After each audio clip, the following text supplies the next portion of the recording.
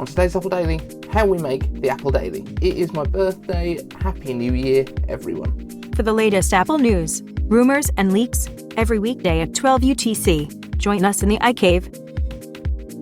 iCave Dave here, and if you want the latest Apple news, leaks and rumours every weekday at 12 UTC, like this video, subscribe to the channel, and hit that notification bell so that you don't miss a thing. And we're doing casual style today, sitting at the desk. We're not doing the full teleprompter thing. I haven't written a full script. This is a super casual one because it is my birthday, last day of the year, as usual. Weirdly, my birthday hasn't changed to a different day of the year this year. I just wanted to make a quick video. This is not going to be a full-on news video because there is no news, nobody is at work, nobody is doing anything, so there's very little coming out at the moment. So I just wanted to answer a couple of questions that have come in from the audience. First of all, John Wade. This is a video that actually came in a little while ago that I completely forgot about, but sorry John, let's hit this now. I would love a video about how you use the iPhone 12 Pro Max setup that you use for your videos. So this is because John has just bought himself one. Very cool. It is a great phone. And yes, I will happily run through a little bit of what I do to make my videos. Now, I am actually using pretty much the same system today as usual, except for a couple of things, like we're not using the teleprompter and the normal mount that I have. So that being said, you can actually see in the background of this video, just up here, that is the teleprompter, that little kind of green looking thing. That is the teleprompter that my phone fits into. But in terms of how we make the show from start to finish, prep and scripting. So I script pretty much all of my videos in Notes, Apple Notes. Nothing fancy, everyone's got it, it's on your phone, it's on your Mac, it's on everything that you have from Apple, and it is free. And it is a great solution for it. So because it syncs across all your platforms very, very simply, it's always everywhere. That is basically the system that I use. So I will, throughout the day, I will keep an eye on different Apple websites, I will keep an eye on Twitter, things like that, and I will look for stuff that's interesting. Because every show we pretty much do 3 news stories, whenever there is at least 3 news stories to do. Throughout the day, I will start up a notes file, I will throw in at least titles for the different news segments that we're going to do, and that's basically what we do from that point of view. So then when it comes to actually shooting, I go over to my other phone. So this is iPhone 8, which is actually my work phone, but I don't think they mind that I use it for something else. And I've got a teleprompter app here, which I open up, and basically into this, paste in your script, hit this button at the top, and that flips it all. So this phone then sits on that teleprompter, lying down, and bounces it off the mirror that's on there. The teleprompter kit itself, I think, was about £40. It wasn't an expensive one. It did come with this remote, which seemed to work for about 3 days, and then it completely failed. So not quite sure why that was so terrible, but the actual teleprompter itself has been well worth the price. And you can use it using the touchscreen controls. It just means that I'm not able to kind of run it back and restart it and pause it and stuff remotely, which is a little bit of a pain, but not a big issue. The actual software that I use to film with is Filmic Pro, which is an iPhone app, and then I use my iPad as a remote for it. So this basically allows me to use the main cameras on the iPhone rather than using the selfie camera to make sure that I'm framed. And that does a couple of things in terms of improving the production of the videos themselves. The first one is that it means I'm not looking at the iPhone screen next to the camera rather than looking at the camera itself, which means that I'm not looking away from the display, which means that it makes it look a lot more like I'm kind of making eye contact with you guys. But also having this does mean that I can check that I'm in frame. I can check that the video is still running down here.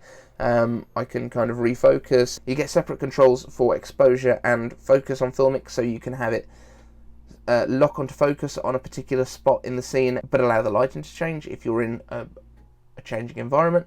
Or you can leave them both just free, which actually works really well with the iPhone 12 Pro Max, because the focus on it is so good. It's really, really good. But that's how I use that. You can do so much more with Filmic Pro than I actually do. So it's got the ability to do like focus pulls. It's got options for doing log video, so you can have it give you a really flat profile if you want to color grade in post. But completely honestly, in most cases now, I don't even touch brightness, exposure, saturation, any of those things in post anymore, because the video that comes out of the iPhone is just that good. It's really, really solid. The colours look pretty natural, I think. In the past I used to add like a kind of purpley hue, but you know, nowadays I don't even bother with that, to be honest, because everything that I try and do with making these videos is to make them as quick and efficient to create as possible, mainly because I'm trying to do them every day. At any point I might end up having to go back to work, because right now my job is furloughed because of the pandemic. I work in the drinks industry, and pubs and bars are pretty much closed across the whole of the country at this point. So basically I'm trying to streamline the system so that I can continue to make the videos just as I am now, as long as I need to, even when I have to go back to work full time. So that's the plan. Next up, so once we've shot the video, it's saved straight to the phone's camera roll. There's a couple of options with Filmic. It can record internally to the app, or you can get it to automatically save to the camera roll. I've always found it's just much easier to get it to save to the camera roll, because then I can just AirDrop it straight to my iMac, which is where I do most of my editing using Final Cut Pro. Now the iMac is going to be retired as my main editing rig very soon, because we have got the Mac Mini on the way. So that's the plan, but that should make very little difference to the actual process. It's just that we'll be shooting it over to a different system. Now, because this is an old iMac as well, I run my operating system on an external drive, which is apparently not recommended by Apple, but I also have a 256 gig SSD, very small, which runs over USB 3, and that is my kind of editing scratch disk. So it's an external drive that I put my Final Cut library onto, and any files that I'm working with pretty much live on there, just for the time period that I'm working with them. Then I dump them off to a bigger old hard drive afterwards, kind of backup. But they're also backed up because they're on YouTube too. So in terms of editing, I kind of have a timeline that was already set up for Final Cut Pro, but in all honesty, I thought that I needed to do that. Now I'm actually just as quick if I just do everything from scratch. Backgrounds and things, that kind of purple hue that you see that kind of moves around on the screen, that is just one of the built-in generators in Final Cut, but the colour changed. There is the titles that I did, that was all built in Final Cut itself. So that is a title style called Activate, which is the kind of swinging titles that you see on the screen. Just change the text on that, remove the background so that you could see that kind of purple hue thing through it. Glimmer. Previous to that, I was using Converge with the pill shapes. That's the old kind of purple thing. Might go back to that actually. I quite like that in between for the little trailer bits. The images that I use, the little kind of app style icons, those are just made in Photoshop as an overlay layer. The titles that we use are from a free kit called Lino Effects, I believe. Yeah, so that's kind of the setup. I would say as well, you don't need to have Final Cut Pro. LumaFusion for the iPhone is really good. It's 20 or 30 pounds, I think. But it is basically a full-on editing suite. You can use it on the iPad, you can use it on the iPhone, and it's really, really good. It doesn't have the animated titles and stuff like that on Final Cut, which is probably the reason that I use Final Cut most of the time. But I'm interested, I will try and use LumaFusion on the Mac Mini to do a few videos as well. I think that will be quite interesting. In terms of the other stuff, the music on all of our videos is made by me in GarageBand. It's nothing fancy, it's a few loops thrown together, and that's kind of it. I just found some stuff that I liked the sound of, threw it together as loops, because then I know that I'm not going to have, well, fingers crossed, won't have any copyright issues unless someone else has used some of these Apple loops in a commercial track and then decides to copyright me, but I think I can probably get away with that one. And then in terms of the other stuff, Siri, who does my voiceover for the titles, that was just recorded on the iPhone, type what I needed to say into notes, and then do a screen recording, capture that, drop it into Final Cut, pull the audio out of it, done. It became a bit finicky for a while, not quite sure what was going on, but it was recording it and you could see that there was a waveform there, but then it wouldn't actually play back in Final Cut. But that's fixed now, so we got around it. Yeah, so that is kind of my my process for making these videos. As I say, sitting in a different spot today, I will actually just show you up there. This is my kind of view when I am filming. So it is a very small little room, but there is my teleprompter just up there. Yeah, that's how we make the videos. That is how the sausage is made. Next up, Daniel Corby asks, Could the M1 chips open the door to Apple model SSD/SoC NAS or something like time capsule? That was Daniel Corby on Twitter, Renegade Scarkid. Thank you very much for the question, Daniel. By the way, if anyone wants to follow me on Twitter, it is at @icave_Dave. Twitter is, we don't have a lot of followers, but I'm really active on there. So if you want to chat to me about anything, then that's a good place to do it. So could M1 chips open the door to Apple model SoC or NAS or time capsule? They could. I don't think they will. And I'll tell you why. Pretty much Apple has gone all in on cloud backup stuff. Now, I think that time capsule would be a really good idea, especially if people want to have a fully local encrypted backup of their stuff. And I believe that iCloud backups aren't encrypted.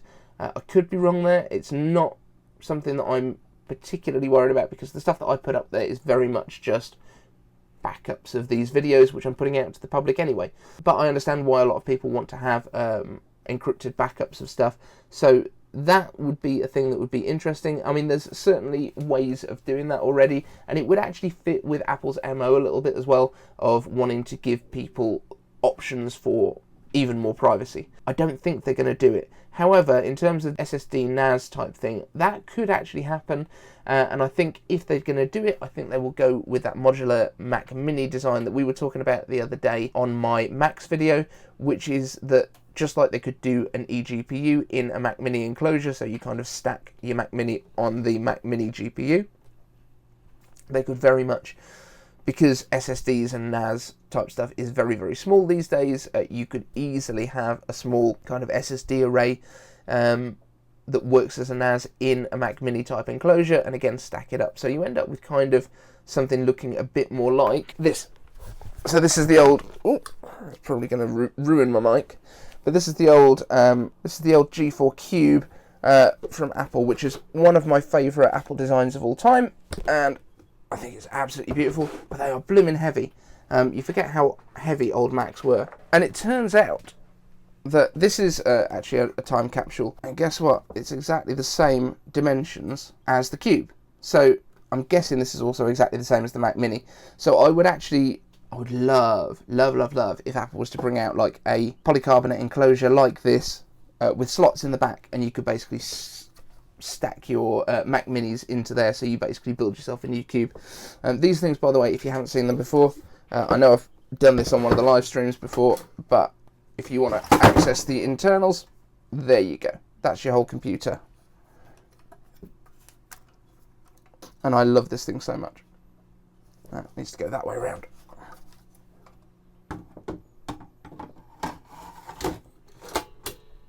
One of the coolest computers Apple ever made. But yeah, that would be my thought. If they are going to do any sort of NAS or any sort of SSD enclosures or anything like that, I do think that the Mac Mini kind of enclosure is going to be a really usable kind of system for that. Apple could easily enough do their own enclosures. I don't imagine that they would be super self-upgradable because Apple, but you know, they could put an older version of, a couple of years down the line, they could be putting an M1 just into these as a controller. Their pricing on them is going to be pretty low, I think. I think the M1 chip itself costs somewhere in the kind of $40 to $60 range for Apple to create, whereas the Intel chips would have been costing them 100 or so. So there is good savings to be made, and it would make a lot of sense.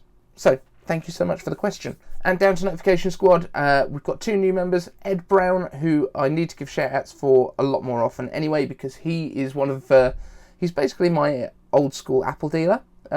He was our wedding photographer a few years back, and since then we've stayed friends, we've been chatting a lot, and he had a big clear out of our house because he was looking to move and found a whole bunch of old Apple stuff that he wasn't using anymore. He was like, do you want any of this? I'm like, yes please. So we've got a bunch of stuff that's come in from Ed, and thank you so much, mate. And Vic Thor Rose, also joining the Notification Squad, long time watcher, new to the Notification Squad, and if you want a shout out just like this in our next video, all you need to do is subscribe to the channel, hit the notification bell, and let me know in the comments that you've done it so that I'm aware. Use that hashtag Notification Squad so that I can find your comments, and I would love to chat to you all in the comments. Have a great day, have a great new year tonight. I'm off to enjoy the rest of my birthday, and I will catch you in the new year. Take care, guys.